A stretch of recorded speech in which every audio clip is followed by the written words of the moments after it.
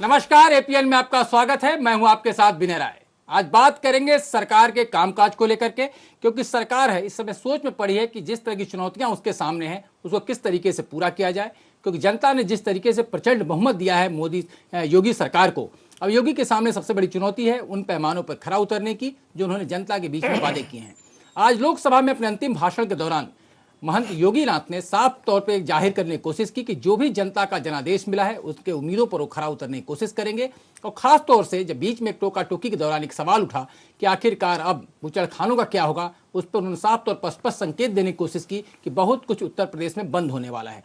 क्या कुछ चुनौतियां हैं, किस तरीके से योगी की सरकार उत्तर प्रदेश में काम करेगी और जनता की उम्मीदों पर खरा उतरेगी, इसी मसले बात करेंगे। लेकिन उसके पहले ये खास पैकेज देखते हैं, उसके बाद अपने मेहमानों से समझने की कोशिश करेंगे कि योगी के सामने किस किस तरह की चुनौतियां हैं और योगी उस पर किस तरीके से खरे उतरेंगे। एक दिन में इतनी मुलाकात कम ही देखने को मिलती होगी जितनी उत्तर प्रदेश के मुख्यमंत्री आदित्यनाथ योगी ने मंगलवार को दिल्ली में की। वो मिलते चले गए। प्रधानमंत्री नरेंद्र मोदी, गृह मंत्री राजनाथ सिंह, वित्त मंत्री अरुण जेटली, राष्ट्रपति प्रणब मुखर्जी से लेकर बीजेपी अध्यक्ष अमित शाह सबसे मिले जुले के सिलसिले के बाद 16वीं लोकसभा में अपना आखिरी भाषण भी दिया, जिसमें उन्होंने पीएम मोदी की तारीफ के पुल बांधे। योगी ने कहा कि मोदी की अगुवाई में विकास दर बढ़ने के साथ देश की साख भी बढ़ी है। योगी यहाँ हंसते हंसाने के अंदाज में भी दिखे, लेकिन यूपी के अपने सियासी विरोधियों पर जब वो चुटकी ले रहे थे, कांग्रेस ने विरोध भी किया। आदरणीय राहुल जी से 1 वर्ष छोटा हूं। खड़गे जी, राहुल जी यहां पर सदन में नहीं हैं, मैं उनसे 1 वर्ष छोटा हूं उम्र में, और मुलायम सिंह जी की पार्टी के कोई यहां नहीं है। अखिलेश यादव से 1 वर्ष बड़ा हूं।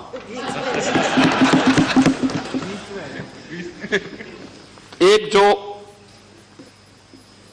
दोनों की जोड़ी के बीच में मैं जो आ गया, मुझे लगता है कि यह आपकी विफलता का एक बड़ा कारण हो सकता है। वो राहुल जी 1 साल उनसे बड़े हैं, अखिलेश जी उनसे 1 साल छोटे हैं, उनके दोनों के बीच में वो है। लेकिन अब आप एक बार आप अधिकार में आए हैं, वहां के चीफ मिनिस्टर बने हैं, आपको बधाई देता हूं। लेकिन आप इस स्टैंडर्ड को मेंटेन करो। चीफ मिनिस्टर बन के जब आप उस कुर्सी पे बैठते हो, उसी की गरिमा रख के आगे चलो। हालांकि दिल्ली में योगी की मुलाकात की गति जितनी तेज रही, यूपी में अपने मंत्रियों के विभाग बंटवारे में उन्हें उतना ही वक्त लग रहा है। मंत्रियों के विभाग तय करना योगी की बड़ी चुनौती है। माना जा रहा है कि इस सिलसिले में उन्होंने पीएम मोदी और अमित शाह से दिल्ली में खास सलाह भी ली है। विभागों का बंटवारा मुश्किल इसलिए भी है क्योंकि ज्यादातर मंत्री ऐसे हैं जो पहली बार विधायक बने हैं। इस वजह से सीएम योगी खुद ही मान चुके हैं कि ये एक बड़ा काम है। योगी के लिए अधिकारियों की नियुक्ति भी बड़ी चुनौती है। पिछली सरकार में मुख्यमंत्री खुद इस बात को स्वीकार करते रहे हैं कि अधिकारी उनकी सुनते नहीं। ऐसे में संकल्प पत्र के वादों को पूरा करने के लिए तेज तर्रार अधिकारियों का चयन योगी के लिए आसान नहीं होगा। किसानों की कर्ज माफी का वादा चुनाव से पहले और शपथ ग्रहण के बाद योगी भी दोहरा चुके हैं, लेकिन राहें इतनी आसान भी नहीं, क्योंकि सूबे में किसानों पर 92,121 करोड़ का बकाया है। सरकार गठन के 7 दिन के भीतर भूमाफियाओं के कब्जे से जमीन को छुड़ाना बीजेपी का वादा रहा है। एंटी भूमाफिया टास्क फोर्स बनाकर इस वादे को समय सीमा में पूरा करना इसलिए आसान नहीं, क्योंकि कई जमीनों पर नेताओं के करीबियों का कब्जा है। मंचलों को सबक सिखाने के लिए एंटी रोमियो स्क्वाड बनाने का वादा चुनौती इसलिए है क्योंकि पहले से ही उत्तर प्रदेश की आबादी के लिहाज से पुलिस बल आधे से भी कम है। बोर्ड परीक्षाओं में खुलेआम नकल पर नकेल कसने की चुनौती भी योगी के सामने मुंह खड़ी है। नजरें इस पर हैं कि योगी इसके लिए कितनी जल्दी कोई तरीका निकालते हैं। ये और बात है कि यूपी के नए मुख्यमंत्री आदित्यनाथ योगी पहले दिन से ही एक्शन में दिखाई दे रहे हैं, लेकिन अगले 5 साल में लोक संकल्प के वादों को पूरा करना उनके लिए चुनौती बना रहेगा। दिल्ली से अंबुज पांडे के साथ अनामिका सिंह, एपीएन लखनऊ। आपने देखा लोकसभा में योगी आदित्यनाथ के द्वारा दिया गया ये भाषण, जिसमें साफ तौर पर उन्होंने एक अंतर समझाने की कोशिश की कि किस तरीके से अखिलेश से 1 साल बड़े हैं और राहुल गांधी से 1 साल छोटे हैं। अंतर उम्र का तो समझा दिया है, लेकिन जनता समझना चाहती है कि उनके कामकाज के तौर तरीके में और प्रशासनिक क्षमता में किस तरह का अंतर जनता महसूस करेगी। क्योंकि जनता के सामने जो सबसे बड़ी चुनौती है वो ये देखने की है कि सरकार उसकी उम्मीदों पर कितना खरी उतरती है। क्योंकि जनता को सिर्फ अगर मतलब है तो किसान जो सोच रहा है उसको लेकर के, नौजवान जो सोच रहा है उसको लेकर, सरकार का सरोकार क्या है, समाज में किस तरीके का भाईचारा कायम रहेगा, महिलाओं की सुरक्षा किस तरीके की होगी, इसी मुद्दे पर हम बात करेंगे। हमारे साथ कुछ खास मेहमान इसमें चर्चा में जुड़ चुके हैं। सबसे पहले मैं आपको उनसे परिचय करा दूं। हमारे साथ कैप्टन द्विवेदी जुड़ गए, जो वरिष्ठ IAS अधिकारी रहे उत्तर प्रदेश में। इनसे समझने की कोशिश करेंगे कि प्रशासन किस तरीके से चलेगा उत्तर प्रदेश का।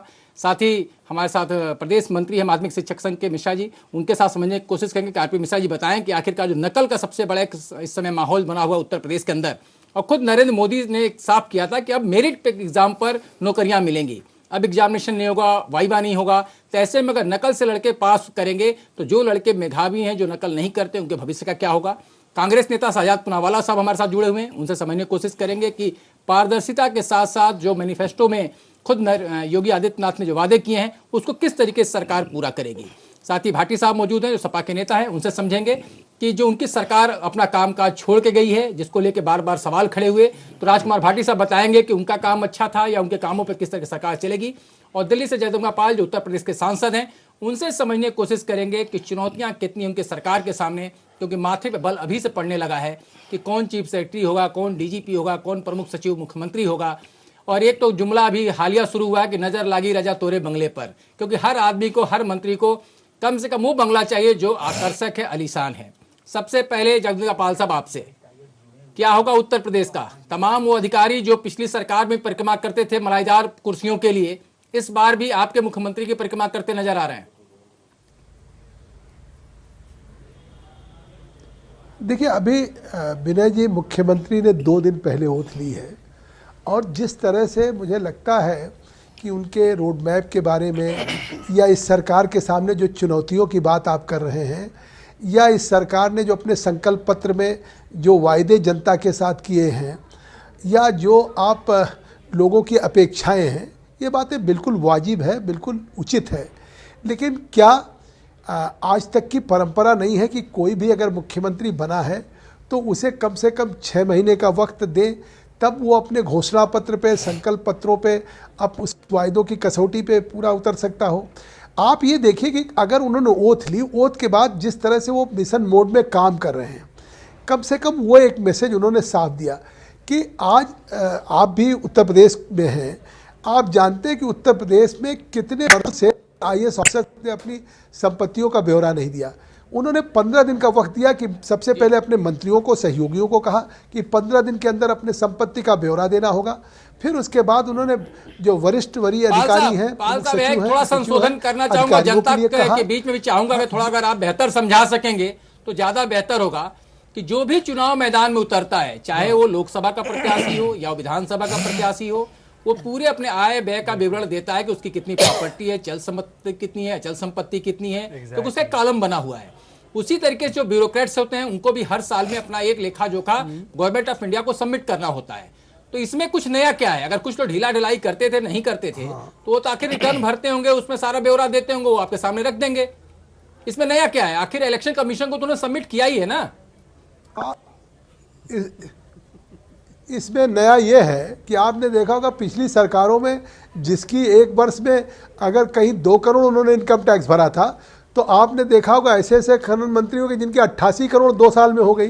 तो एक मंत्री बनने के बाद अगर पिछली सरकारों के कई मंत्री हैं, मैं उनका नाम अब क्यों लूं क्योंकि अब सरकार में नहीं है, लेकिन आपसे भी छिपा नहीं, खुद मुख्यमंत्री को भ्रष्टाचार में हटाना पड़ा उन मंत्रियों को, तो आखिर कोई अंकुश लगेगा कि आज अपनी जीवन में प्रदेश की जनता के सामने सूचना के रूप में, और फिर अगर अगले वर्षों में आपकी उस आमदनी में या उस आय के स्रोत में क्या इजाफा होता है, कम से कम सार्वजनिक जीवन में सरकार या ब्यूरोक्रेट्स दोनों जनता के सामने एक ट्रांसपेरेंट ढंग से होना चाहिए। तो ये इस बात में ये नयापन है कि आखिर पहले भी बिल्कुल भरा जाता है चुनाव के नॉमिनेशन फॉर्म में, लेकिन उसके बाद आपने मंत्रियों के बनने के बाद जिस तरह से मंत्रियों की बेतहाशा उनके इनकम की इजाफा देखा है आपने, तो मुझे लगता है कि ये कहीं ना कहीं जीरो टॉलरेंस की बात है कि कि जिस तरीके से मुझे लगता है कि आज उनको बनने के बाद,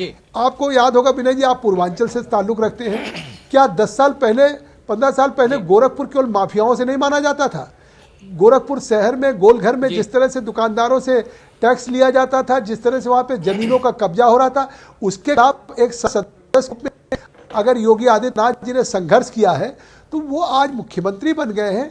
अगर उन्होंने आज पार्लियामेंट में भाषण किया कि गुंडागर्दी बंद होगी, भ्रष्टाचार बंद होगा या अपराध से मुक्त होगा, और उन्होंने खुद अपने भाषण में गोरखपुर का उल्लेख किया, उन्होंने सुरजीत बंदाना का उल्लेख किया। जो बात यहाँ पाल साहब कह रहे हैं, लगता है कि जो कमियां आपके सरकार में रह गई, चाहे वो अपराध का मसला रहा हो या पारदर्शिता का मसला रहा हो, क्योंकि सीधे तौर पे पाल साहब ने नाम तो नहीं लिया, लेकिन उनका इशारा गायत्री प्रजापति की तरफ था कि खनन मंत्री थे और किस तरह से बीपीएल कार्ड होल्डर होते हुए वो अचानक करोड़पति हो गए। तो कमियां कहीं थी, और जो सरकार बनी है उन्होंने तो कहा 6 महीने का वक्त चाहिए, लेकिन मैं इसलिए 6 महीने का वक्त तुमको देने के मूड में नहीं हूं, क्योंकि उन्होंने खुद कहा था कि जिस दिन सरकार बनेगी उसी दिन रात में कुछ फैसले ले लिए जाएंगे। तो सरकार बन गई, अभी तो मंत्रियों के विभाग भी नहीं बटे हैं। हमारी ओर से बहुत बहुत शुभकामनाएं भारतीय जनता पार्टी की सरकार को, माननीय योगी जी को, कि जो कमियां हमसे रह गई थी उन्हें वो पूरा करें, जो काम हम उत्तर प्रदेश के हित में नहीं कर पाए उन्हें वो पूरा करें। इसके लिए पूरी पूरी शुभकामनाएं, पूरा सहयोग मिलेगा हमारी तरफ से। लेकिन लगता है ऐसा है कि ये प्रतीकात्मक ही भाषणबाजी करके रह जाएंगे। जिस पर आप अभी जिस बात पर चर्चा कर रहे हैं, इसका कोई फायदा किसी तरह का होना नहीं है कि अधिकारियों से आय व्यय का ब्यौरा मांग लिया, मंत्रियों से मांग लिया। ये केवल एक प्रतीकात्मक है, दिखाने के लिए हम कुछ कर रहे हैं। रही बात भारतीय जनता पार्टी पूरे 5 साल हमारी सरकार की एक बात पे मजाक उड़ाती रही और हमले करती रही कि सरकार में 3.5 मुख्यमंत्री हैं, 4.5 मुख्यमंत्री हैं। अब इन्होंने सत्ता के कितने केंद्र स्थापित कर दिए हैं? 3 केंद्र तो लखनऊ में स्थापित कर दिए हैं, 1 मुख्यमंत्री, 2 उप मुख्यमंत्री, 2 केंद्र दिल्ली में बैठे हैं, माननीय नरेंद्र मोदी जी, माननीय अमित शाह जी, 1 नागपुर में बैठा है, और हमारे राजनाथ सिंह जी और कल्याण सिंह जी भी थोड़ा बहुत हस्तक्षेप जरूर करेंगे। तो मुझे तो लगता है कि अभी 4 दिन भी सरकार बने नहीं हुए, जो कहते हैं जुम्मा 4 दिन। जो प्रदेश का अध्यक्ष होगा भाटी साहब, जो प्रदेश का अध्यक्ष होगा, और भारतीय जनता पार्टी में संगठन महामंत्री बड़ी पावरफुल पोस्ट होती है। जो उत्तर प्रदेश भारतीय जनता पार्टी का संगठन महामंत्री, वो भी एक पोस्ट है, वो भी एक सत्ता का केंद्र होगा, वो भी एक पोस्ट है। और विनय जी, मैं एक वाक्य में अपनी पूरी कर दूं बात, कि अभी 2 दिन भी नहीं हुए सरकार बने और बंगलों के ऊपर लड़ाई शुरू हो गई है। कौन सा बंगला किसको मिलेगा, विभाग कौन सा किसको मिलेगा। एक इनके वरिष्ठ जो उप मुख्यमंत्री हैं उन्होंने नकार दिया विभाग को, अपने को जो विभाग उसने देना चाह रहे थे। मुझे विभाग नहीं चाहिए।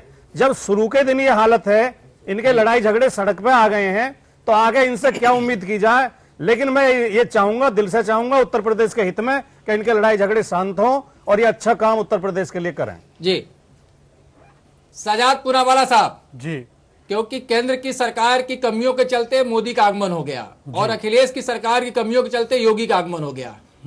अब क्या लगता है आपको कि 2 दिन सरकार को लिए अभी 2 ही दिन हुए हैं, अगर हम लोग भी ज्यादा उम्मीद पाल रहे हैं तो हम लोग की कमी है, लेकिन हम लोग का काम ही है चर्चा पर्चा करते रहना और नेता का काम उसमें जवाब देना। लेकिन एक सवाल उठता है मन में कि जिस तरीके से योगी चल रहे हैं, आपको लगता है सही ट्रैक पे चल रहे हैं? आज उन्होंने लोकसभा में बड़े आकर्षक तरीके से अपनी बात को रखने की कोशिश की है कि जो वादे किए गए हैं वो पूरे होंगे और सरकार एक स्वस्थ रूप से चलती हुई दिखाई देगी। उन्होंने पूरे सांसदों का आहूत भी किया है कि आप लोग उत्तर प्रदेश में आइए। क्या लगता है? देखिए, जिस तरीके से हम अभी ये नहीं कह सकते कि योगी आदित्यनाथ जी की सरकार असफल है और उनको एक जायज तौर से कुछ समय देना चाहिए, तो आप ये भी नहीं कह सकते कि बड़ी सफलता से चल रही है। और इसके लिए मैं आपको कुछ उदाहरण देना चाहता हूँ। योगी आदित्यनाथ जी ने पहला फैसला ये लिया कि वो 15 दिन में अपने मंत्रियों की आय जो है घोषित कराएंगे। मोदी जी ने भी ये फैसला लिया था, पर सदानंद गौड़ा जी, उनके मंत्री की आय 10 करोड़ से बढ़ी, जेटली जी की दुगनी हुई और हरसिमरत कौर की 6 गुना बढ़ी, पर उन पे कार्रवाई कुछ नहीं की केंद्रीय लेवल पे। और हमने देखा कि किस तरीके से भ्रष्टाचार के आरोप लगते रहे, व्यापम हो या वसुंधरा राजे हो या सुषमा स्वराज हो। तो ये आय घोषित करना बड़ी बात नहीं है, कार्रवाई लेना और कार्रवाई करना बड़ी बात है। वो तो केंद्र में नहीं की, तो यहाँ पे अब छोटे मोदी या जिसको योगी कहते हैं वो करेंगे कि नहीं करेंगे, ये देखने लायक है। दूसरी बात, पिछले 24 घंटों में 6 हत्याएं हो चुकी है, 2 बलात्कार हो चुके हैं। अब 2 स्लॉटर हाउस तथाकथित रूप से बंद हुए, उसका तो श्रेय ये लोग ले रहे हैं। तो जो 6 हत्याएं हुई तो उसका भी श्रेय इनके सर पे जाना चाहिए। तीसरी बात, योगी आदित्यनाथ जी के इतिहास पे ही हम लोग कुछ चर्चा कर सकते हैं, क्योंकि उनके इतिहास को देखते ही हम कह सकते हैं वर्तमान में और भविष्य में क्या करेंगे। उनके जो बोलने का स्टाइल रहा है, जो उन्होंने महिलाओं के बारे में बोला है या किसी एक कौम के बारे में बोला है, उससे ये महसूस नहीं होता कि सबका साथ सबका विकास होगा। हालांकि उन्होंने कहा है कि वो क्योंकि राहुल जी से 1 साल छोटे हैं और अखिलेश जी से 1 साल बड़े हैं, तो मैं ये कहूंगा कि बड़े भाई से सामाजिक सौहार्द का संदेश ले और छोटे भाई से काम करने का संदेश ले, क्योंकि 25 साल से लगभग योगी आदित्यनाथ जी, अद्वैतनाथ जी जो उनके गुरु थे और उनके गुरु दिग्विजयनाथ जी गोरखपुर पीठ के जरिए और गोरखपुर की सीट संभाल रहे हैं। और पिछले 30 सालों में 25-30 सालों में 15 साल 10-15 साल बीजेपी की सरकार, 10 साल कम से कम बीजेपी की सरकार भी रही थी राज्य में। उस समय में ये गोरखपुर जो है सबसे पिछड़े इलाकों में शामिल हो चुका है। तो अगर आप उनका बतौर एक सांसद परफॉर्मेंस देखें या उनके जो पूर्वज अद्वैतनाथ या दिग्विजयनाथ जी का परफॉर्मेंस देखें, तो गोरखपुर को एक अच्छी खासी जगह से बैकवर्ड रीजन में पहुंचाने का काम योगी जी ने किया है। इसलिए छोटे भाई से विकास की बात सीखे और बड़े भाई से सामाजिक सौहार्द की बात अगर योगी जी दिखाई से देगी, क्योंकि बार बार कहा गया कि वीर बहादुर सिंह के बाद पूर्वांचल की सूद लेने वाला कोई नेता नहीं था। और पूरे का समग्र पूर्वांचल की हम बात करें तो गोरखपुर से वीर बहादुर सिंह, मऊ जिले से कल्पनाथ राय, इसके बाद किसी ने पूर्वांचल का विकास नहीं किया, क्योंकि किसी भी तरह से मंत्री जरूर कोई वहां बना, लेकिन बार बार कहा गया अगर समाजवादी पार्टी की सरकार है तो विकास सैफई का होगा, अगर मायावती की सरकार है तो काम बादलपुर का होगा। तो कम से कम एक उम्मीद की किरण जगी है योगी के रूप में पूर्वांचल को कि आखिरकार पूर्वांचल कुछ भला होने वाला है। मिश्रा जी, मैं आपको जोड़ना चाहूंगा, उससे पहले मैं परिचय करा दूं अपने दर्शकों से। वरिष्ठ पत्रकार अजय कुमार साहब भी हमारे साथ जुड़ गए हैं, इनसे भी हम चर्चा में बात करने की कोशिश करेंगे, समझने की कोशिश करेंगे कि बाकी मुख्यमंत्रियों से हटकर अलग कैसे योगी अपना काम दिखा पाएंगे जनता के बीच में। लेकिन मिश्रा जी, इस समय एग्जामिनेशन चल रहा है बोर्ड का, और जिस तरह की तस्वीरें आ रही है पूरे प्रदेश से नकल करते हुए लोगों की, उसमें 2 तरह की चीजें हैं। नकल हो रहा है, नकल माफिया एक्टिव है, उस पर रोक लगनी चाहिए, एक प्रशासनिक मसला है। लेकिन अगर इसी से रोजगार जुड़ा हुआ है, क्योंकि बार बार कहा गया है कि एग्जामिनेशन नहीं होगा, मेरिट के आधार पर नौकरियां दी जाएंगी, ऐसे में अगर नकल माफिया लड़कों को पास कराएंगे, मेरिट में उनका नाम आएगा, तो मेरिट वाले लड़के जो ईमानदारी से एग्जाम देते हो तो रह जाएंगे। सबसे पहले हम मुख्यमंत्री योगी जी को और उनकी सरकार को बधाई देता हूं कि उस समय उन्होंने कार्यभार ग्रहण किया है जबकि शिक्षा में भ्रष्टाचार चरम पर है। यहाँ पर जो परीक्षाएं चल रही हैं, ये परीक्षाओं में जो नकल है, ये नकल निचले स्तर पे नहीं है, इसके लिए विधिवत खरीद फरोख्त होती है। और उत्तर प्रदेश में ये एक उद्योग का रूप ले चुका है, जो उद्योग करीब 10,000 करोड़ का है। राजधानी लखनऊ में ये 1 करोड़ 2 करोड़ से ऊपर का उद्योग है और इसके लिए विधिवत तैयारियां की जाती हैं। पिछली बार हमें याद है कि माध्यमिक शिक्षा परिषद ने प्रस्ताव भेजा था केंद्र निर्धारण के लिए कि ऑनलाइन केंद्र निर्धारण कंप्यूटर से हो जाए, कौन सेंटर कहां जाए, कितने बच्चे होंगे, इस पर जिला विद्यालय निरीक्षक का दखल न हो। शासन ने टर्न डाउन कर दिया और शासन में बैठे हुए जो उच्च शिक्षा अधिकारी हैं या शासन मुख्यमंत्री से कार्यालय से जुड़े लोग हैं, पूरा हस्तक्षेप करते हैं। वो प्रस्ताव टर्न डाउन किया गया और भ्रष्टतम जो अधिकारी हैं, शिक्षा अधिकारी, जिला विद्यालय निरीक्षक, वो नियुक्त किए गए हैं जो अच्छे और ईमानदार है, वो साइट कर दिए गए। ऐसे में उनके द्वारा केंद्रों का निर्धारण कराया गया और जो उसके मानक हैं, जो शासनादेश निर्गत किया गया, उसका खुलकर उल्लंघन किया गया। आज इसीलिए परीक्षाओं पे नियंत्रण नहीं हो पा रहा। अब एक नकल होती है, नकल एक साइलेंट नकल का तरीका हो गया कि वहां पर विधिवत केंद्र व्यवस्थापक अपना हो गया, कक्ष निरीक्षक गणित का अध्यापक और हिंदी के अध्यापक का परिचय पत्र बनवा लेता, सेटिंग होती है और गणित के विषय में वो जाकर के नकल कराता है। ब्लैक बोर्ड नकल होती, बोल करके नकल होती है। ये बेचारे बच्चे जो पढ़ने वाले मेधावी हैं, उनके साथ तो बहुत बड़ा खिलवाड़ होता है। में योगी आदित्यनाथ को भी क्या करना चाहिए? नहीं, निश्चित रूप से हमें तो अच्छा लगा था जब प्रधानमंत्री जी ने यहाँ की नकल की और यहाँ की जो परीक्षाओं के बारे में एक आश्वासन दिया था। हमें सबसे बड़ी चुनौती है, क्योंकि ये सीधे रोजगार से जोड़ने की बात है कि परीक्षाओं के जो भी अंक होंगे उसके आधार पर नियुक्तियां होंगी। तत्काल ही इस पर एक प्रभावी नियंत्रण करना चाहिए। जो अधिकारी जिन्होंने केंद्रों के निर्धारण किए, जिनके खिलाफ शिकायतें मिल रही हैं, उनको तत्काल हटा देना चाहिए और उनके खिलाफ एक बड़ी कार्रवाई करके उनको सजा देनी चाहिए कि ऐसा बच्चों के साथ खिलवाड़ वो क्यों कर रहे हैं। जी कैप्टन द्विवेदी साहब, एक तो जो लॉन्ग टर्म पॉलिसी को एग्जामिनेशन चल रहा है, ऐसे में जब भी होगा ये एग्जाम तो कम से कम निकल ही जाएगा। आनंद फानन में जो चीजें हो सकती हैं कि फोर्स का डिप्लॉयमेंट बढ़ा दिया जाए, कुछ ऐसे अगर बूथ हैं, चाहे जैसे जो सेंटर्स बनते हैं एग्जामिनेशन के। लेकिन मैं देख रहा हूं कि खासतौर पर सत्ता की रेस को आप बेहतर समझते हैं हमसे कि जब नई सरकार बनती है तो डीजीपी कौन होगा, चीफ सेक्रेटरी कौन होगा, प्रमुख सचिव मुख्यमंत्री कौन होगा, पंचम तल पर पहुंच जाएगा। तो जो अधिकारी परिक्रमा करके बुके लेके मुख्यमंत्री के दरबार में गिर रहे हैं और अपनी सिर्फ कुर्सी पाने के लिए, आपको उम्मीद करते हैं कि वो साफ और बेहतर प्रशासन दे पाएंगे? देखिए, किसी भी व्यवस्था में गवर्नेंस के लिए ये आवश्यक होता है कि शीर्ष मजबूत हो। ईश्वर की कुछ कृपा है कि शीर्ष हमारे गोरखपुर से आया है और वो मजबूत है, इसमें कोई शक नहीं है। उन्हें कुछ समय तो देना पड़ेगा, लेकिन जैसा कि अभी डॉक्टर मिश्रा साहब ने कहा कि एक भ्रष्ट व्यवस्था जो चली आ रही थी उस पर तत्काल अगर नियंत्रण नहीं लगाया गया तो ये नकल माफिया फिर हावी हो जाएंगे, और जब तक ये अगली परीक्षा आएगी कोई ना कोई बहाना ढूंढ लेंगे, कोई ना कोई तरीका ढूंढ लेंगे, क्योंकि एक बड़ा संगठित, बड़ा ऑर्गेनाइज्ड गैंग है ये, और इसमें इतना पैसा इन्वॉल्व है कि इसमें आवश्यकता इस समय सरकार की ये है, मैं अगर किसी भी माध्यम से ये माननीय मुख्यमंत्री जी तक बात पहुंच जाए कि उस पर तत्काल चाहे रात को उनको बुला के मीटिंग करनी पड़े, डीजीपी साहब को, चीफ सेक्रेटरी साहब को, और जो शिक्षा से जुड़े हुए अधिकारीगण हैं उनको एक सख्त हिदायत जाए कि कल तक क्या हो गया उससे अब बाद में देखा जाएगा, लेकिन जो कल आने वाला है उस सूरज की किरण के साथ पत्ता नहीं हिलेगा, नकल नहीं होने देंगे जी। और ये पूर्व में कल्याण सिंह जी की सरकार में एक बार हो चुका है जी। यदि स्पष्ट निर्देश आ जाते हैं तो मैं आश्वस्त हूं इस बात का कि वही फोर्स जो नकल करा रही है वो इस नकल को रोक देगी, इसमें कोई शक नहीं होना चाहिए। और दूसरी सबसे आवश्यक बात हो गई है, हमारी व्यवस्था में इतना भ्रष्टाचार व्याप्त हो गया है कि हम केवल ये मान लेते हैं कि एक्स अगर करप्ट है और किसी स्थान पर बैठा हुआ है तो उसको हटा दिया तो हमारा काम हो गया जी। ये व्यवस्था इसीलिए गड़बड़ हो रही है कि हम करप्शन का ट्रांसफर कर देते हैं जी। करप्शन को समाप्त नहीं करते हैं, वो जहां भी जाएगा करप्ट रहेगा जी। उसकी मानसिकता वैसी है। तो इसलिए आवश्यकता इस बात की है कि तत्काल जितना जल्दी हो सके सरकार सेटल होकर के, और जो पेंडिंग इश्यूज हैं गवर्नमेंट के, विशेषकर हायर लेवल पे जो डिसिप्लिनरी एक्शंस हैं या बहुत सारे माननीय लोकायुक्त की पत्रावलियां दबाई गई हैं जो ठंडे बस्ते में पड़ी हुई हैं, उन पे अगर कुछ पे भी कार्रवाई हो जाती है तो एक ऐसा संदेश जाएगा कि अजय कुमार जी, हम लोगों ने इस कार्यक्रम का नाम ही रखा है कि सोच में सरकार, चुनौतियां हजार, क्योंकि जब आपको इतना बड़ा जनादेश मिलता है तो आपका सोचना भी लाजमी है, और जो चुनौतियां वो स्पष्ट दिखाई देने लग जाती हैं, क्योंकि जनता की बड़ी उम्मीदें रही हैं। केंद्र की सरकार से भी लगभग इसी तरह की उम्मीदें हैं और आज की सरकार से भी अब जनता को वही उम्मीद बन गई है। क्या लगता है आपको? कुछ सरकार देखिए, जहां 325 का अपार बहुमत मिला हो जी, और जहां भारतीय जनता पार्टी न जीती हो बल्कि मोदी जीते हो, जिन्होंने भी बात की, कहां वोट डाला, उनका मोदी को दिया, मोदी को दिया।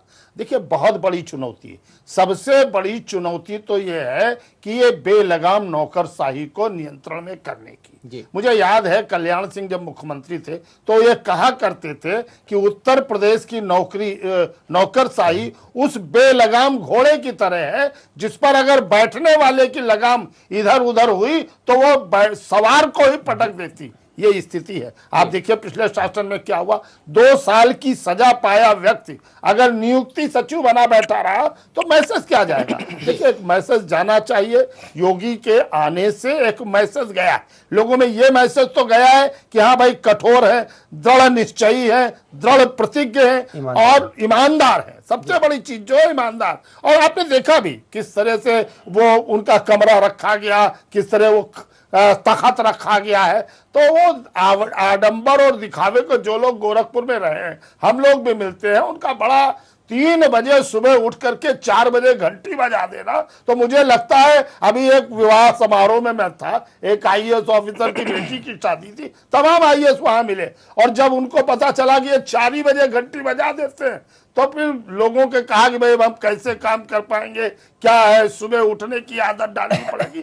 तो ये चीजें हैं। मुलायम सिंह जी भी है, सुबह 5 बजे बुला लेते थे और अपनी पार्क में उस अफसर को खूब दौड़ाते थे, और इतनी तेज चलते तो बेचारा थक जाता था। तो मोदी जी इस तरह के काम करेंगे, ऐसा है काम इसी नौकरशाही से लेना, यही ब्यूरोक्रेट से, और इनमें सिलेक्शन करना पड़ेगा। जो अच्छे लोग हैं, जो मेरिट पे हैं, डिमेरिट से नहीं होना चाहिए कि मेरिट वाले की उपेक्षा करके आप डीजीपी बना दें, उस तरह से चीजें। और एक बहुत अच्छे सलाहकार मोदी जी के पास केंद्र में है जी नृपेंद्र मिश्रा जी जैसे व्यक्ति जो उत्तर प्रदेश की ब्यूरोक्रेसी को बहुत अच्छी तरह जानते हैं और यहाँ आए भी, मोदी जी को भी सलाह दी है और योगी जी को भी सलाह दी है। अभी भी कहा जा रहा है कि सत्ता के जो ब्यूरोक्रेसी की जो चाबी है वो गोमती नगर से ऐंठी जा रही है। निश्चित तो मैसेज जा रहा है कि नृपेंद्र मिश्रा इनडायरेक्टली एक चौथा पावर सेंटर बन चुके हैं। हम एक छोटे से ब्रेक के रुकेंगे और ब्रेक के बाद जब लौटेंगे तो पाल साहब से बेहतर समझने की कोशिश करेंगे, क्योंकि वो एक सांसद ही नहीं है डुमरियागंज से, वो बस्ती से भी उनका रिश्ता रहा है, पूर्वांचल से भी रिश्ता रहा है और एक बड़े राजनेता होने के चलते मंत्रिमंडल में भी वो रह चुके हैं।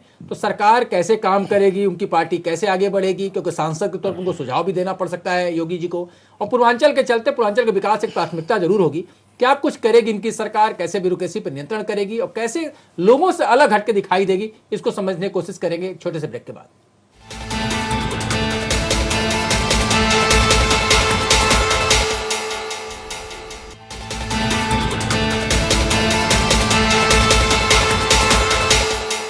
ब्रेक के बाद एक बार फिर आपका स्वागत है। हम बात कर रहे हैं सोच में सरकार, चुनौतियां हजार, उसको लेकर पाल साहब मैं आपसे समझना चाहूंगा कि जिस तरह की परिस्थितियां हैं आज की तारीख में, आपने सभी मेहमानों को सुना, ओपनिंग रिमार्क आपका था, लोग कह रहे हैं कि झंडा सिर्फ बदला है, डंडा भी वही है, सारा माहौल भी वही है राजधानी का। और आप भी लखनऊ की राजधानी जो है उसका मिजाज समझ चुके होंगे कि गाड़ियां वही हैं, झंडे सिर्फ निकाल के दूसरे झंडे उसमें डाल दिए गए हैं, उसी तरीके से हुटर बज रहा है, उसी तरह से बेलगाम गाड़ियां सड़क पर दौड़ रही हैं।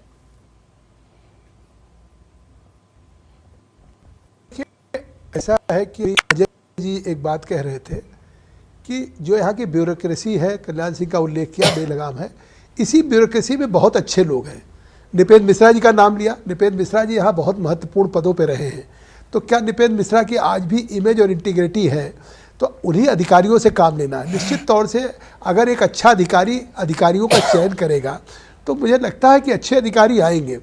और जहाँ तक इस सरकार के सामने चुनौतियों की बात करने बिल्कुल है, जिस दिन तक काउंट, एक दिन पहले तक इस सरकार ने कितने बड़े बड़े फैसले किए हैं जबकि चुनाव खत्म हो चुका था। कहीं होलोग्राम का हो गया होगा 500 करोड़ का, कहीं 4600 करोड़ की एक्साइज की माफ़ी की फाइल पे फैसला हो गया होगा। तो मुझे तो लगता है मुख्यमंत्री जी को हमने तो आज यहाँ कहा भी कि कम से कम पिछले 2 महीने के जो फैसले हुए हैं एक बार उसको लागू करने के पहले सरकार को रिव्यू करना चाहिए। तब एहसास होगा कि इस सरकार में और पिछली सरकार में अंतर क्या आया है। मतलब आप अगर कहीं के 10 दिन ऐसे हुए हो जिससे प्रदेश की राजस्व की बहुत बड़ी हानि हुई हो, जनता का नुकसान हुआ हो और कुछ लोगों को फायदा पहुंचाने के लिए कहा गया हो, तो वो फर्क नजर आएगा। पहले प्रमुख सचिवों की बैठक में अगर एक मुख्यमंत्री कहता है कि जीरो टॉलरेंस का मसला है कि जाते जाते मुख्यमंत्री, जो पूर्व मुख्यमंत्री हैं, उन्होंने उस फाइल पे साइन किया है जो एक्साइज पॉलिसी से रिलेटेड है। तो ये माना जाए कि सिर्फ 2 महीने ही क्यों, अगर 5 साल में भी कुछ गलत हुआ है, क्योंकि आप लोगों ने उस मसले को भी उठाया था कि एक्सप्रेस वे का जो टेंडर होना चाहिए था, जो जिसकी लागत तिगुने पे बनाया गया है, क्या इसकी भी जांच हो जाए, या लोकायुक्त ने जिस फाइल को सीन कर दिया उसकी भी जांच हो जाए। क्योंकि आपको पता है कि जो उप लोकायुक्त बनाए गए कौन गए हैं, किस मेरिट का आधार पर गए हैं। तो जांच अगर होनी है तो पारदर्शिता तो ये होती है, जिन जिन सवालों को लेकर आप खुद खड़े हुए थे या जनता के मन में जिन सवालों को लेकर संदेह है, उस सबकी जांच हो जाए। विनय जी, हम आपकी बेबाकी के लिए धन्यवाद देंगे कि कम से कम किसी बात को मैंने कहा उसकी जानकारी आपको है। तो वाकई मैं तो 1-2 महीने की बात है कि एक परंपरा होती है कि अगर एक सरकार जाती है, नई सरकार आती है तो 1-2 महीने के फैसले रिव्यू होते हैं। लेकिन मुझे लगता है कि पिछले 5 वर्षों में जो बात आपने कही कि 5 वर्षों के बड़े बड़े फैसले बिना टेंडर के अगर दिए गए हैं, तो उन टेंडर से जो प्रदेश के हजारों करोड़ का नुकसान हुआ हो और जिसके नाते प्रदेश के तमाम विभागों में लोगों को सैलरी देने का पैसा न रहा हो, सरकार की प्राथमिकता बिजली खरीदने की न रही हो, बिजली नहीं खरीद सकी, 4.5 वर्षों तक गांव में बिजली नहीं मिलती थी, केवल चुनाव के समय बिजली लेने का काम हुआ। निश्चित तौर से तो ये चीज़ें ऐसी हैं कि निश्चित तौर से मुख्यमंत्री के संज्ञान में आएगा तो उन चीज़ों पे भी रिव्यू होगा। और जब हम इस तरीके से करेंगे तो आज ये स्पष्ट जान लीजिए कि आप कम से कम योगी आदित्यनाथ के चरित्र को भी जानते हैं और उनकी पृष्ठभूमि को भी जानते हैं।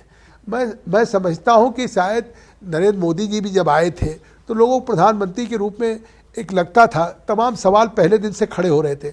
और आज 2.5 सालों बाद देश नहीं दुनिया के किसी मुल्क में अगर लोकतांत्रिक प्रणाली में इलेक्शंस हो रहे हैं तो वहाँ भी शायद मोदी जी की चर्चा होती है, वो चाहे ट्रंप चर्चा करें अमेरिका के चुनाव में, चाहे कहीं करें, आज योगी जी पे सवाल खड़े किए जा रहे हैं। आपने एक अच्छी चर्चा की कि ढेर सारा मतलब जनादेश है, लेकिन तमाम चुनौतियां हमारे सामने। तो चुनौतियां वाकई है, क्योंकि कहीं ना कहीं प्रदेश की गवर्नेंस डिरेल्ड हुई है।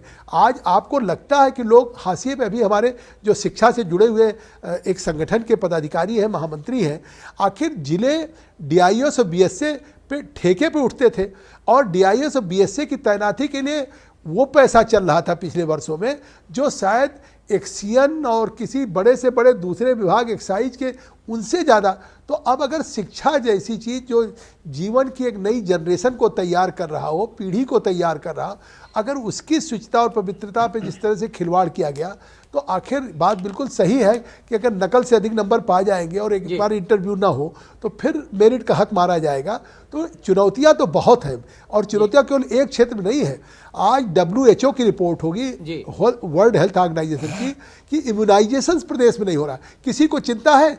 सिद्धार्थनगर भी टीकाकरण के मामले में सबसे खराब स्थिति होगी, कितना हम कहते रहे। और सांसद के रूप में देखिए, मुख्यमंत्री परसों सांसद के रूप में किया गया था, आपको एहसास होगा मिलेगी टेंडर का मतलब होता पारदर्शिता कि जो लेकिन सिर्फ ई टेंडरिंग से एक ही फायदा हुआ कि जो गोलीबारी होती थी टेंडर भरते समय, उस पर तो रोक लग गई, लेकिन ई टेंडरिंग से जितना व्यापक भ्रष्टाचार हुआ है, शायद जो लोग ठेके टेंडर में इन्वॉल्व रहते हैं उनको ज्यादा बेहतर पता है कि ठेका उसी को मिलता है जिसको ऊपर से फोन जाता है। तो हमें लगता है फोन जाता था, फोन जाता था, जिसके लिए फोन जी तो फोन जाता था, उसी की हार्ड कॉपी ली जाती थी। और आप एक उनका, जिसके लिए पूनावाला जी कह रहे हैं कि सांसद के रूप में उन्होंने क्या किया, मैं समझता हूँ 26 वर्षों से फर्टिलाइजर का कारखाना बंद रहा हो, और उन्होंने लगातार इस पार्लियामेंट में संघर्ष किया। आज बीजेपी की सरकार एनडीए की बनते हुए 8,000 करोड़ आप जानते हैं कि स्वीकृति हो गई। 4 गवर्नमेंट ऑफ इंडिया के मंत्रालय मिलकर के उसको रिवाइव कर रहे हैं। एम्स, जिसके लिए पूर्वांचल में कितना बड़ा आंदोलन जनता चला रही थी, आज वैसे भी एम्स की आधारशिला गडकरी की आए, जिस तरह से मैं वो पूर्वांचल के होने के नाते इसी का मैं जिक्र कर सकता हूं। बतौर सांसद जो गोरखपुर के मुद्दे थे, चाहे मस्तिष्क ज्वर की समस्या रही हो, चाहे वो फर्टिलाइजर का मसला रहा हो, उसको बार बार उठाना, एम्स की डिमांड करना, वो मेंबर ऑफ पार्लियामेंट के तौर पर संसद में उन्होंने किया है। स्थानीय स्तर पर जो उनकी नैतिक जिम्मेदारी थी उसका भी निर्वहन उन्होंने किया है, जो एक सांसद को अपने कैपेसिटी में करना चाहिए। पूनावाला साहब, मुझे आपसे सीधे एक सवाल पूछना है कि आपको क्या ये जायज लगता है कि चलती चलाती की बेला में कोई जब सरकार चुनावी मैदान में हो, उस समय वो कैबिनेट करे और कैबिनेट में ऐसे प्रस्ताव पास कर दे जो पहले दिन से संदेह के घेरे में हो? आपको लगता है वाजिब होता है? देखिए, पहले तो मैं पाल साहब को ये जरूर उनका ध्यान आकर्षित करना चाहूंगा कि जब से योगी आदित्यनाथ सांसद थे तो ऐसा भी मौका था जब केंद्र में भी और राज्य में दोनों जगह भाजपा की सरकारें भी थी, तो वो क्यों असमर्थ थे तब उन तमाम मुद्दों को हल करने के लिए? उसका भी जवाब पाल साहब देते तो बेहतर रहता। और व्यापम में जो घोटाले हुए मध्य प्रदेश में, उससे क्या सीख लेंगे और उसको क्या उन सीखों से क्या लागू कर पाएंगे उत्तर प्रदेश में, उसका भी ब्यौरा देते पाल साहब तो ज्यादा बेहतर होता। मुझे नहीं लगता कि देश में शिक्षा और इन चीजों में सबसे ज्यादा अगर भ्रष्टाचार कहीं हुआ है तो वो मध्य प्रदेश के व्यापम में हुआ है, ऐसा सभी लोग मानते हैं। वहां पे सीबीआई की इंक्वायरी सुप्रीम कोर्ट ने नियुक्त की है। जहां तक आपका सवाल था, आप फिर से दोहराते तो मैं आपका सवाल चूक गया हूं। अगर आप मेरा सीधा सवाल था कि चलते चलाते की बेला में अगर आप ऐसी कोई पॉलिसी को हरी झंडी दिखाएं जो कि विवादों के घेरे में आ जाए, और यहां तक था कि चुनाव खत्म होने के बाद भी एक कैबिनेट करना चाहते थे अखिलेश जी, लेकिन उसकी परमिशन नहीं मिली। हाँ, मैं तो एक 2-3 सवाल समझना चाहता हूँ अपोजिशन के नाते भी, जिन मुद्दों को लेकर सवाल खड़े किए, चाहे जवाहर बाग की घटना हो या यादव सिंह की घटना हो, क्या अब भारतीय जनता पार्टी को उस पर खुलकर सामने आना चाहिए? देखिए, ऐसा है कि मुझे याद है जब 13 दिन की और 13 महीने की जब सरकार थी वाजपेयी साहब की, तो एक टेलीकॉम का बेल आउट पैकेज 46, 70, 50 हजार करोड़ का उन्होंने किया था, जबकि सुप्रीम कोर्ट ने और इलेक्शन कमीशन ने मना किया था। पाल साहब को याद होगा, ये जेपीसी में भी ये बात 2G की उठी थी और उसमें पूरा भ्रष्टाचार था। तो हो सकता है कि अगर ऐसे कोई फैसले हो तो उनको सामने लाना चाहिए, पर जांच कराइए, हमने थोड़ी मना किया है। पर अगर ऐसे फैसले तब भी लिए गए थे वाजपेयी जी के जमाने में, तो पहले उसके बारे में वो स्पष्टीकरण दे, और ऐसे ही बिना कोई तथ्य के आरोप लगाना, अगर कोई ऐसे गलत फैसले लिए गए तो उसको जरूर सामने लाइए। कौन मना कर रहा है? कोई मना नहीं कर रहा है उनको। पर मुझे लगता है कि बिना सर पैर की बात करना ये सही नहीं होना चाहिए। पाल साहब ने कहा कि अगर ऐसे कोई फैसले हुए हैं तो उसको रिव्यू करके तब लागू किया जाना चाहिए। उन्होंने कतई नहीं कहा कि फैसला गलत है या सही है, उन्होंने सिर्फ इतना कहा रिव्यू होना चाहिए। नहीं, वो तो ठीक है, चर्चा में जुड़े आपको मैं उनको ये उदाहरण दे रहा हूं कि उन्होंने क्या किया था। तब पाल साहब भाजपा में थे, कांग्रेस में थे, मुझे नहीं पता, पर भाजपा के इतिहास से उनको जरा अवगत कराना भी तो सही रहेगा ना, क्योंकि वो व्यापम की बात भूल जाते हैं, वो वाजपेयी सरकार की बात भूल जाते हैं। तो ऐसा मैं उनको अवगत करा रहा हूं, क्योंकि कभी कभार वो यहाँ पे रहे, कभी कभार वो वहां पे रहे, तो मैं सिर्फ उनको बड़े आदर पूर्वक याद दिला रहा हूं कि भाजपा का क्या इतिहास रहा है। चलिए ठीक है, भाटी साहब आप समझना चाहूंगा ये बात सही है कि जितनी आपकी उम्र होगी उतना दिन में नहीं। पाल साहब ये बात आपकी मैं मानता हूं जी, मैं आपकी बात ये मानता हूं, आपके कहने से पहले मैंने कहा पूनावाला जी कह रहे हैं कि मैं कहा था, मैंने कहा इनकी जितनी उम्र होगी उतनी दिन मैं कांग्रेस में रहा, लेकिन ऐसा नहीं मैं उस कांग्रेस नेतृत्व के साथ था कि जिस सरकार के खिलाफ 27 साल यूपी बिहार का एक आंदोलन शुरू करें और लखनऊ के आगे पहुंचते पहुंचते उन्हीं की गोद में जाके बैठ जाए। 2012 में सर मैं यूपी में था, आप भी थे, आप कैंपेन करके भाजपा को क्या गालियां देते थे, मुझे याद है। समझे 2012 में भाजपा के खिलाफ आप क्या बोलते थे, आपके बेटे ने चुनाव भी लड़ा था, आपके बेटे डिपॉजिट भी हारे थे, पर ये सारी चीजें इतिहास में है, ये तो ठीक है। पीडीपी के बारे में मोदी जी क्या बोलते थे, श्यामा प्रसाद मुखर्जी की आत्मा कैसे भटक रही होगी देखते हुए कि पीडीपी के साथ गठबंधन कर दिया, ये सारी चीजें तो है। पूनावाला साहब ये माना जाए, सामने वाले ने क्या बोला वही बात हम भी बोलेंगे, मतलब राजनीति का चरित्र की है, चाहे आप हो चाहे वो हो। नहीं मैं ये कहता हूँ कि मैं आदरणीय प्रधानमंत्री मोदी जी से और आदरणीय जगदम्बिका पाल से तो आपने कहा उसको सुन लो जी। पूना वाले अपने जबान को अपना थोड़ा सुन लीजिए, नियंत्रण करके। पूना वाला तो थे, उनकी डिपॉजिट नहीं 40,000 वोट मिला था, जरा जाके अपना देख लेना। दूसरी बात ये कि हम गाली देने की मेरी आदत ही नहीं है, समझे, मैं गाली देने की मेरी आदत ही नहीं है। पार्टी छोड़ी होगी तब भी आज भी आपको गाली नहीं दे रहा हूं, ये आप है। अगर डिबेट कर रहे हैं उत्तर प्रदेश पे तो आप मध्य प्रदेश के व्यापक भी बात कर रहे हैं। आपसे पूछा जा रहा है, विनय राय जी पूछ रहे हैं कि क्या सरकार को फैसले करने चाहिए कि जो इतने बड़े संदेह के घेरे में हो जाए, चुनाव हो जाए, परिणाम की गिनती हो रही है और आप सैकड़ों करोड़ मेरी बात सुनिए ना, सैकड़ों करोड़ के फैसले करें और आप उस सरकार की तारीफ कर रहे हैं और आपके दोहरे मापदंड का परिचय आपसे कराएं तो आपको बुरा लगता है, तो मैं आपको बुरा लगा तो मैं उसके लिए क्षमा चाहता हूं, पर ये आपकी बुरा क्या लगे आप अफसरवादिता पाल साहब ने मसला उठाया, आप लोकसभा में लड़े, पाल साहब नहीं जायज तो है कि जो निर्णय हुए। देखिए अब कैबिनेट में मैं आपको बता दूं विनय जी, एक आपने ही एक नाम लिया है, एक व्यवसायी का, शराब व्यवसायी का, किस तरह का फैसला हुआ है। 2 साल के लिए आबकारी पॉलिसी का रिन्यूअल किया गया, कोटा बढ़ाया गया, और जब बिक्री नहीं है, कोटा बढ़ाने का मतलब है कि कोटेदार को उतनी लाइसेंसेस देनी ही पड़ेगी। किस तरह का ये धंधा किया गया एक व्यक्ति के लिए। और मैं तो एक बात और बता दूं, एनटीपीसी 5.5 रुपए पर यूनिट के हिसाब से बिजली देने के लिए तैयार थी, लेकिन रिलायंस से 7.5 रुपए की दर से बिजली खरीदी जाती थी। तमाम चीजें हैं ऐसी, ऊपर से नीचे तक, जिस तरह से मतलब खुली चीजें। आपने कहा ई टेंडरिंग की, ई टेंडरिंग होती थी केवल दिखावे के लिए। जिस तरह से भ्रष्टाचार हुआ कुल करके, आप एक बात और आई है कि नेशनल हाईवे बना, पर किलोमीटर का क्या होता था, क्या रेशियो है, बहुत सी चीजें। मैं तो आबकारी के बारे में आपको बता रहा हूं, आपने खुद ही स्वीकार किया है कि फोंटी चड्ढा के ग्रुप को करोड़ों अरबों का फायदा पहुंचाने के लिए आबकारी पॉलिसी को 1 साल अब खत्म हो रहा है, अप्रैल है, अब सरकार नहीं है, अब दूसरी सरकार आ गई, लेकिन अप्रैल से जो पॉलिसी लागू होगी आबकारी की, वो वही जो अखिलेश सरकार तय कर गई है। और वही होगा कि शराब जो है किससे खरीदनी है, देशी शराब किससे खरीदनी है, विदेशी मदिरा किससे लेनी है, ये तय करके गए। मतलब अब ये चीज तय हो गई है, अब उसको नई कैबिनेट आए, उसको संशोधित करें। राजकुमार भाटी साहब, सवाल ये उठता है कि जब 2012 का चुनाव हो रहा था, उस समय भी उन्होंने एक मसला उठाया था कि रात की दवा महंगी हो गई है। आपको याद होगा चुनाव अभियान के दौरान अखिलेश जी हर जगह बोला करते थे, लेकिन सत्ता में आते ही फोंटी चड्ढा के समर्थन में खड़े हुए। और एक सवाल अभी खुद अजय कुमार जी ने उठाया कि इस समय ऐसे कंडीशन में आके फोंटी चड्ढा के साथ में सरकार क्यों दोबारा खड़ी हो गई। देखिए अखिलेश यादव जी की सरकार ने कोई गलत काम अगर किए हैं, अब कोई अनियमितताएं की हैं, तो उनका पूरा अधिकार अब उत्तर प्रदेश में माननीय जगदम्बिका पाल जी की सरकार है, उन्हें जांच कराने का पूरा अधिकार है। लेकिन आज जो चर्चा हो रही है वो नई सरकार पे हो रही है। नई सरकार अगर केवल अखिलेश यादव जी पे उंगली आज भी उठाती रहेगी, उन्हीं की आलोचना करती रहेगी, आज भी केवल बूचड़ खाने और केवल जो एंटी रोमियो स्क्वाड बनाने तक ही सीमित रहेगी, तो जनता के लिए क्या कर पाएगी? क्या एंटी रोमियो स्क्वाड बनाने से जनता का भला हो जाएगा?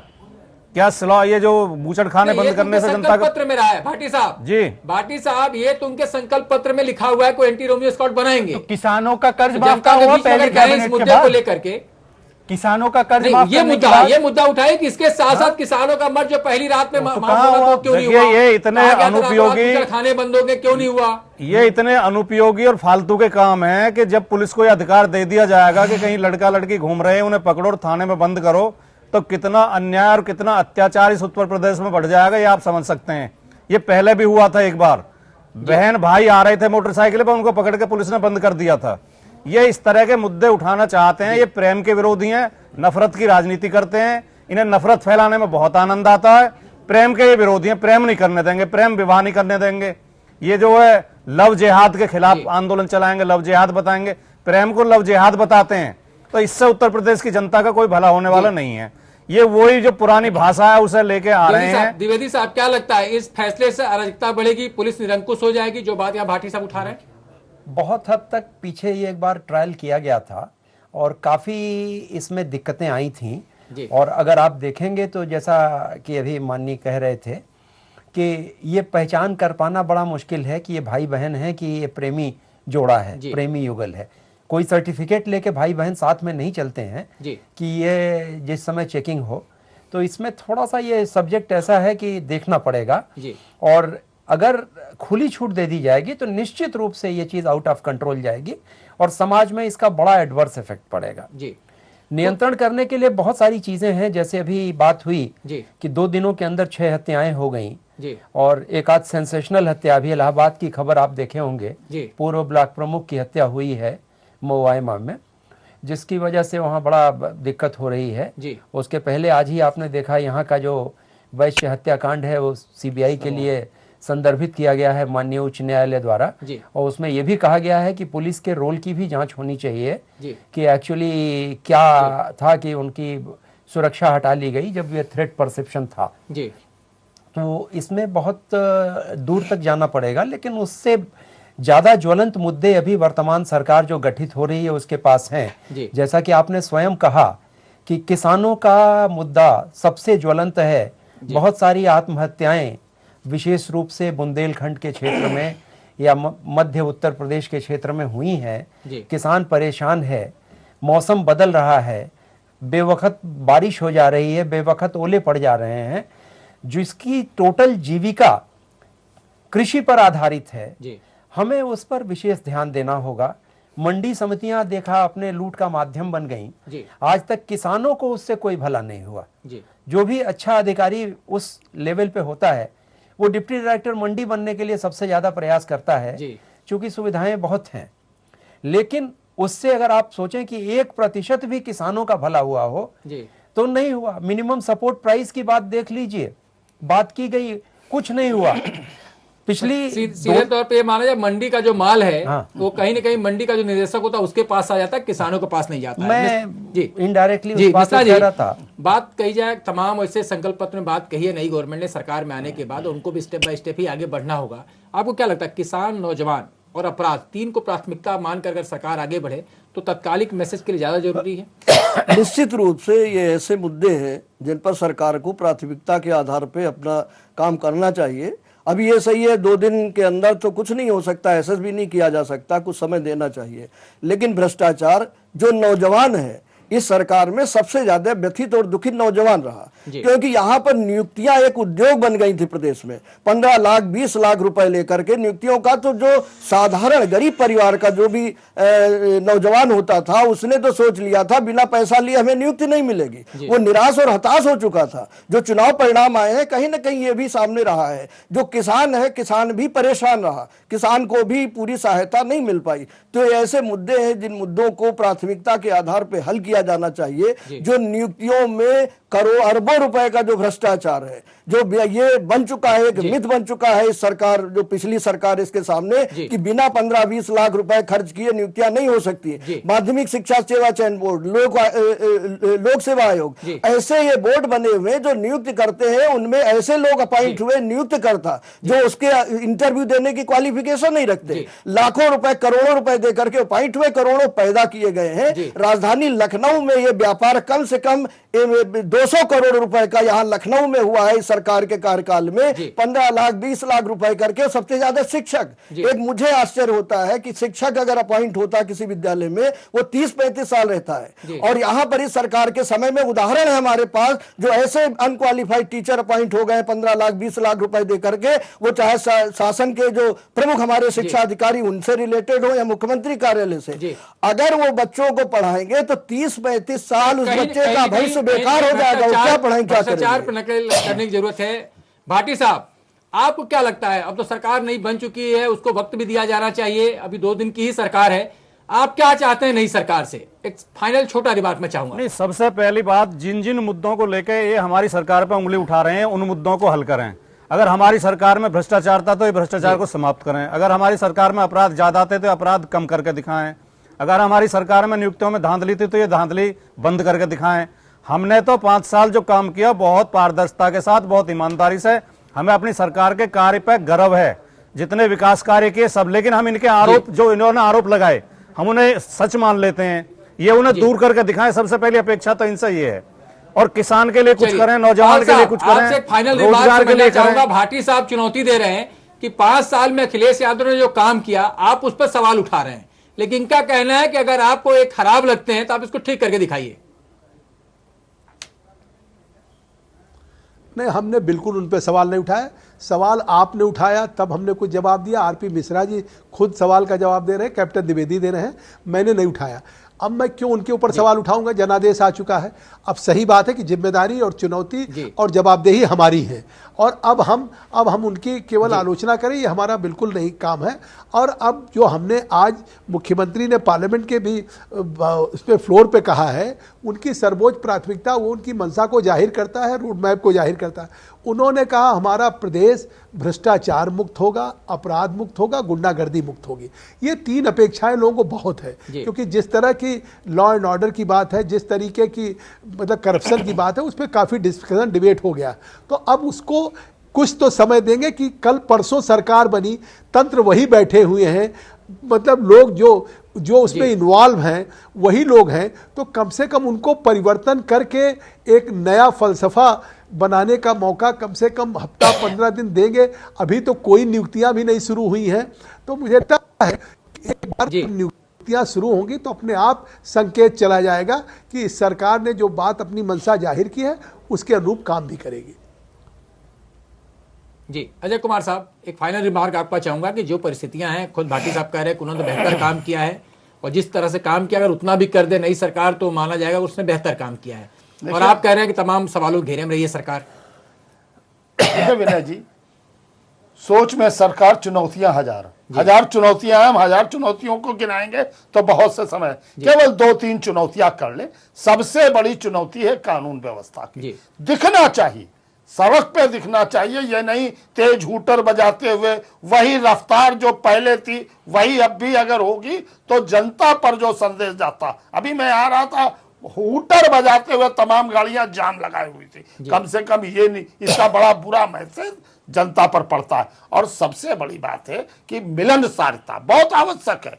मिलनसारता, मैं तो यहाँ कभी कभी तारीफ करता हूं, मोतीलाल बोरा थे या आपके राम नाईक हैं, आप चले जाएं, बाहर लिखा दें, फौरन बुलावा आ जाएगा। तो जनप्रतिनिधि जनता से समन्वय रखें, संपर्क रखें, फीडबैक मिलेगा। पहले मैंने देखा वीर बहादुर जी जैसे मुख्यमंत्री थे, फीडबैक लेते थे, लोगों से फीडबैक लेते थे, लेकिन पिछले 5 वर्षों में फीडबैक लेने की प्रथा समाप्त हो गई।